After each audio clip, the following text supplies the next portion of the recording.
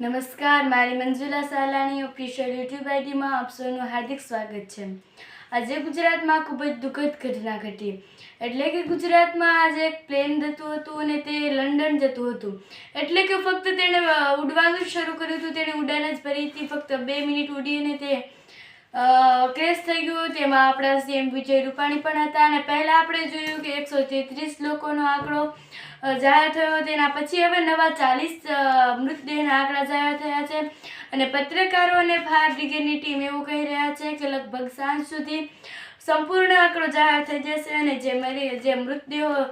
જે મૃતદેહો સિવિલ હોસ્પિટલમાં જઈ રહ્યા છે અને જેમના પરિવારજનો અને સ્વજનો જે આ જિંદગી છોડીને ગયા છે, તેમના પરિવારજનો સિવિલ હોસ્પિટલમાં ખૂબ જ રડી રહ્યા છે અને તેમના મનમાં ખૂબ જ શોક પહેરેલો છે.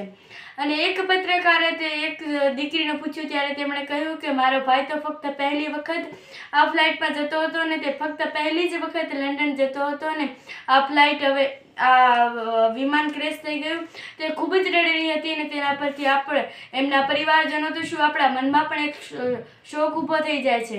અને જે આ જીવનને છોડીને ગયા છે એટલે કે 133 લોકો તથા હવે નવા 40 કેસ જે આવ્યા છે, તેઓના જીવનને પ્રભુ શાંતિ આપે એવી જ મારી અપેક્ષા છે.